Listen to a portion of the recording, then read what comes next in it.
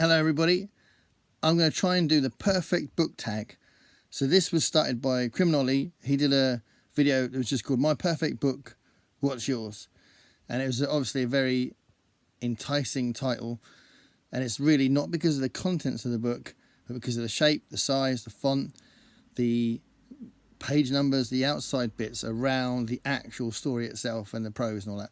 And it was a brilliant video. It was fascinating and interesting. It was unusual.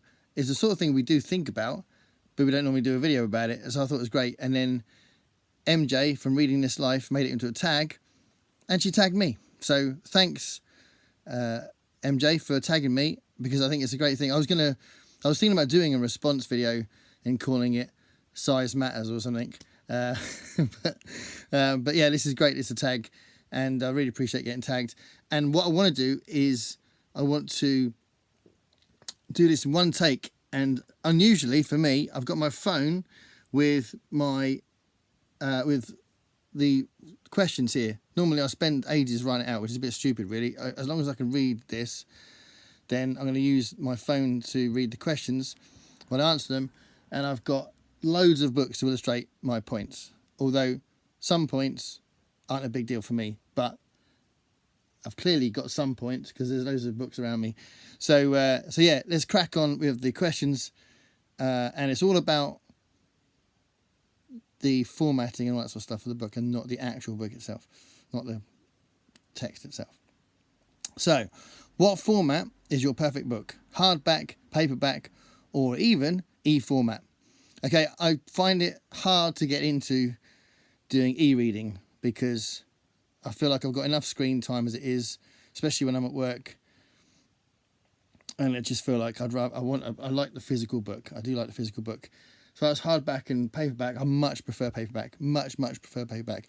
I do have hardbacks, and I get hardbacks sometimes to get something quickly, or if I find it cheap, or various reasons why I might have some hardbacks. And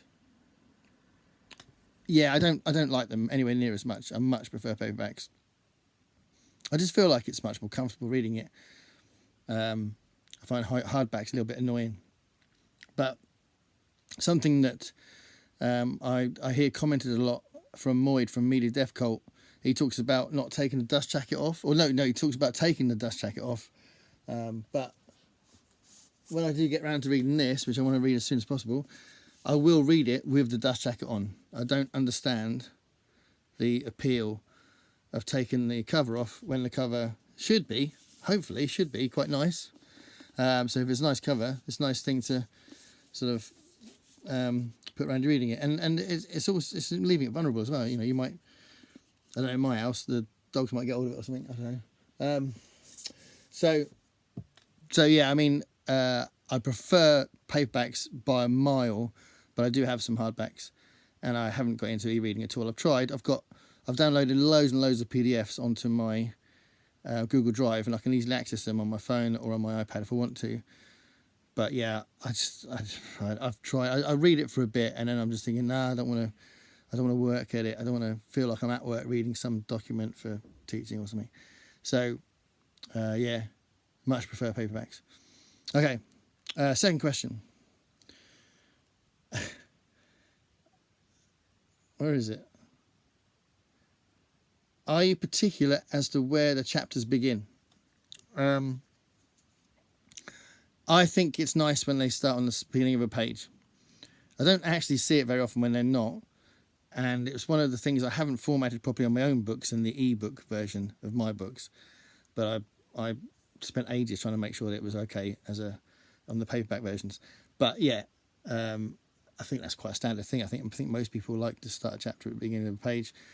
But I also like gaps. So if an author's trying to change the scene a little bit and there's a gap, sometimes that's a nice way to break the reading up. So I quite like that. So next question, number 3. About how many pages is your perfect book? Right. This is when I'm bringing the books into play. So I have got a huge pile here of these books. So that's 1, 2, 3, 4, 5, 6, 7, 8, 9, 10, 11, 12. 12 books that are really nice size. So it's very nice size. Very comfortable to hold. Very comfortable to hold. Jim Butcher. Very comfortable to hold. This could be an opportunity if you go, oh, I don't know that book. One of my favourite books. But really lovely to hold.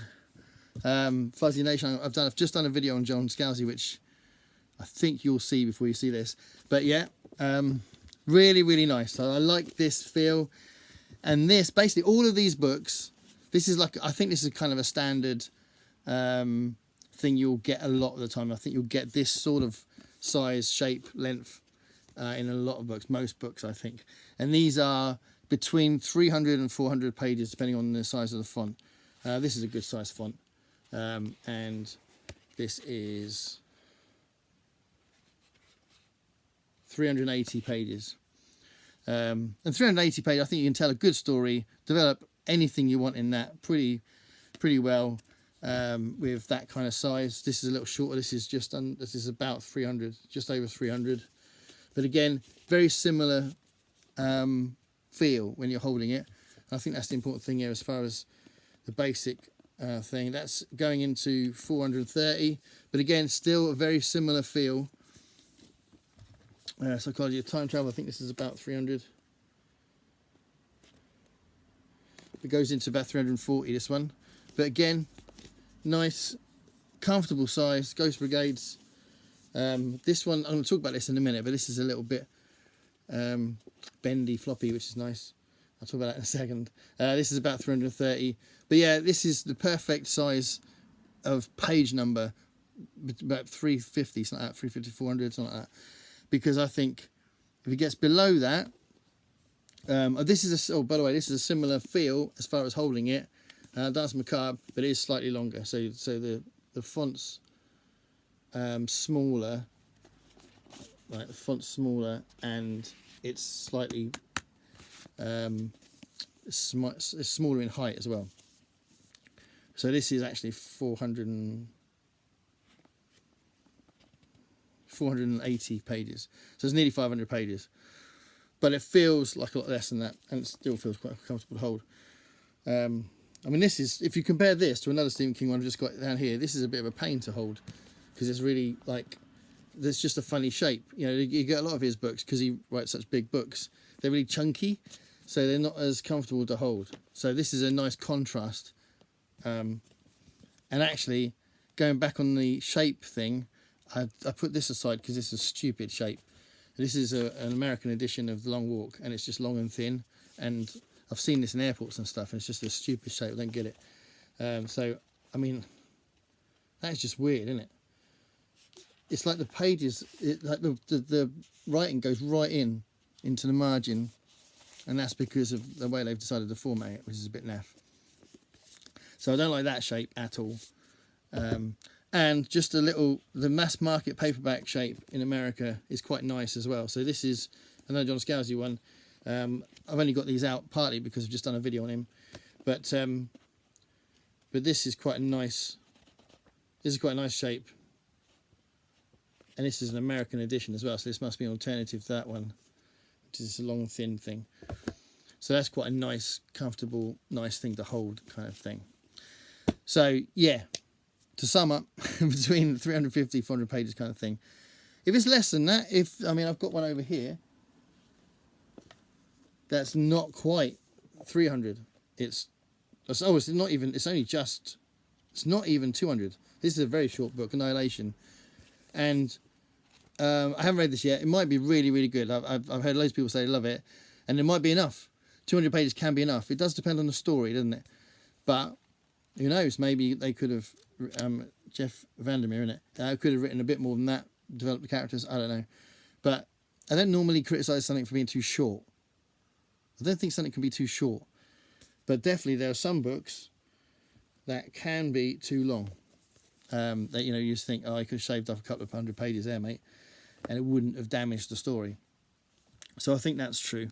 So that is my answer to that one. So all those lovely books, like lovely shape, really nice to hold, and I think you can tell a good story in 350 pages, 400 pages. My last book, The Brown Yelp Gang, which is actually there.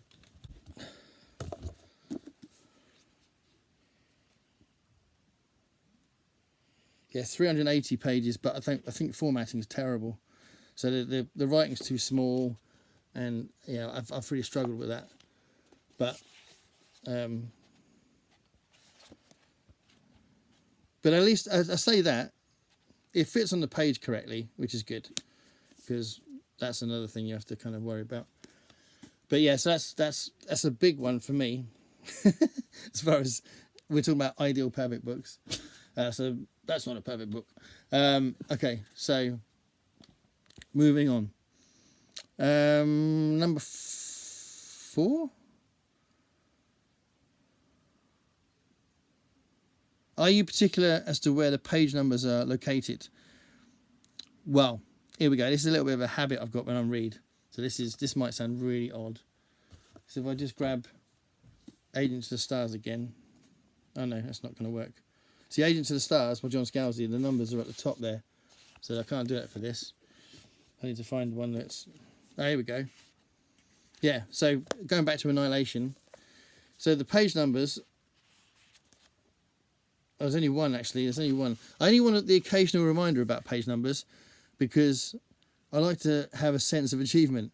So I actually cover up the page number as I read it. So if I was to hold this, right, the page number's there, and I would hold it there. So I'm covering up the page number. And then now and again, well, actually, usually at the end of a chapter, I'll have a look to see what page I'm on. And hopefully, I've read another 20, 30 pages. Okay, there's been a couple of edits. That was an edit because loads of stuff just fell on my head. And then there's another edit for some reason. That this is one take, but there's a couple of edits. Anyway, yeah, that's what I do when I hold the page number like that. This is really not interesting, but it obviously fits the tag. And I'll read a whole chapter usually, and then I'll think of, well, where am I now? I go, oh, that's nice. Read another 40 pages, and then obviously keep going if I can. But if I have to move away, it's weird though, because if I see the page number as I read, then I start dwelling on that and over obsessing about what page I'm on, which is a bit odd. Okay. There was another edit to try and find this video that I've got the instructions for. I'm looking at MJ's video here. Okay, so the next question is, your favourite font? Do you check to see the font details if available?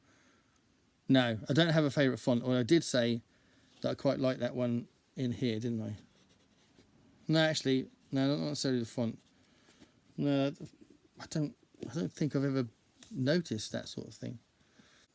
What was it? I mean, that's your average kind of page layout, isn't it, in a book? But I tell you what,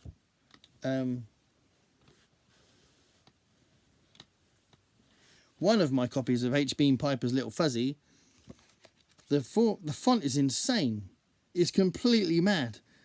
This is tiny, tiny writing for tiny, tiny people. I don't understand it. It's a very small, thin book, but clearly it's not if you were going to font it properly, unlike a lunatic. So yeah, that is very, very tiny writing. So that's a bit odd. So I don't like that font, but most books are the same kind of font, aren't they? I haven't really noticed. I only notice when it's extreme like that. That's like the opposite of large print. Number 5, do margins matter to you? Well, clearly that copy of The Long Walk is a bit ridiculous. But again, usually I don't notice that sort of nonsense, so I've got to bend the book back to be able to read it. But then that's a really stupid format. Most of the time, I don't notice it. Does your perfect book have any other unique features that make it perfect? Yes. Right. So, I'm going to use this one because I think it's got a few of these. So this is Malcolm Moorcock's Elric and Other Stories. So, right at the beginning, you've got a couple of pages about what other books they've written, which is quite nice. So, I do want to see what other things they've written, even if they've only written a few things. But obviously, this is Michael Moorcock. He's written tons of stuff. So that's quite nice. It'd be even better if there was dates on there as well. That'd be cool. Dates of when they were written. And then, something that I really, really like, and I don't always get it anymore, but that's the biography of Michael Moorcock here. I remember when I was younger, I used to read the Harry Harrison one. It's like a jokey kind of tone to it, but he also had loads and loads of jobs. He had tons of jobs before he was a writer, and I always remember reading that every time I bought a stainless steel rat book, and I was just found it fascinating. So yeah, the biographical details is cool, and then what would be really good, which I don't know if that's true for this one. Yeah, there's an introduction as well by somebody else. So you're not going to get that necessarily in new books, especially, but if it's a reprint of an old classic book or something, you might get an introduction by somebody else, another famous author maybe. And I do love that. And I'm not so fussed about stuff at the end necessarily, but I do like that in a book a lot.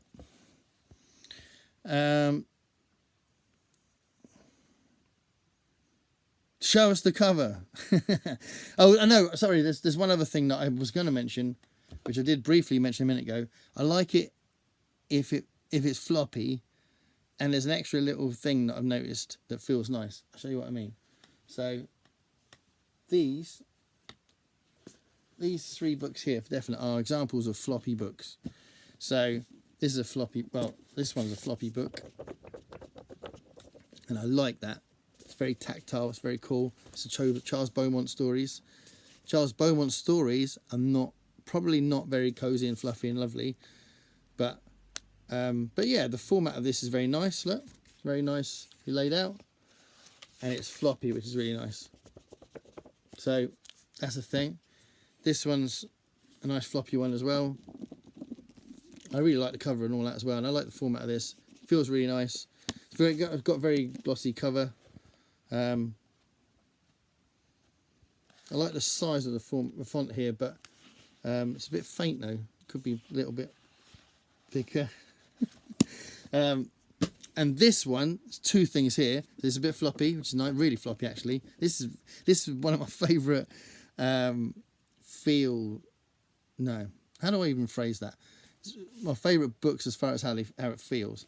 So it's nice and floppy, but it's got a really nice feel to it. How do I even describe this? It's a little bit rough, but it's not really rough. It's just not really glossy. But the glossy is nice. But this is just really nice.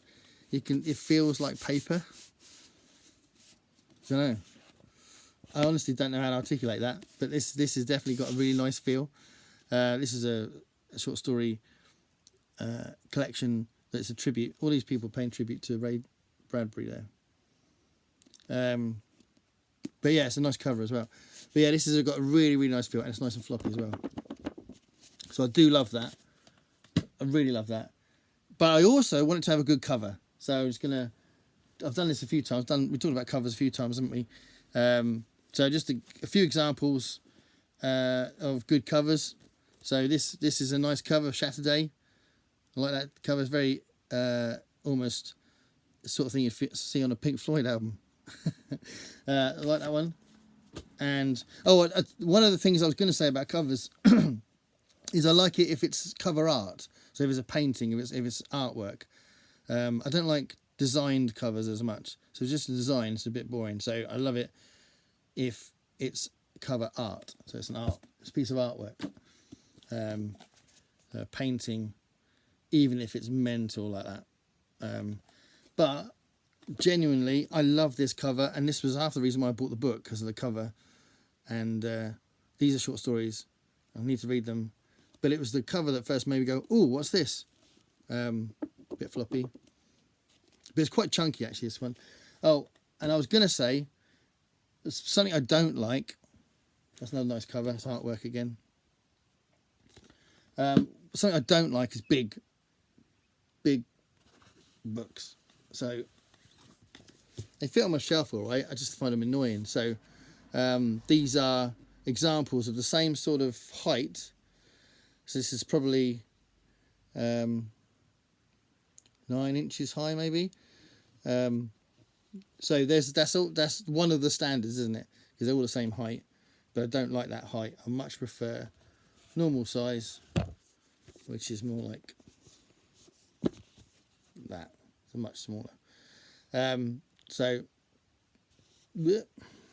can't hold it properly. Yeah. So I don't like that kind of shape. And if I'm reading it, it's all right. I just don't like where they sit on the shelves. Yeah, it's all right. I just, again though, it's still not as comfortable and nice and tactile as it would be with a normal sort of average size book. So this is probably more like 6.5 inches high, probably. So there we are. I think that's. Oh, and I have mentioned before about these lovely, cute ones. Look at these corgi ones. I do like these as well. But this is a vintage thing, and most books nowadays are like those ones I just put up at the beginning. So, oh well, I should probably pick one and say it's my perfect book. I'll go with that. It's floppy. It feels really nice. It's got a really interesting cover. Says a lot. Does it have? Yeah, it's got also by the editors. And it's bound to have an introduction because it's an anthology. Introduction.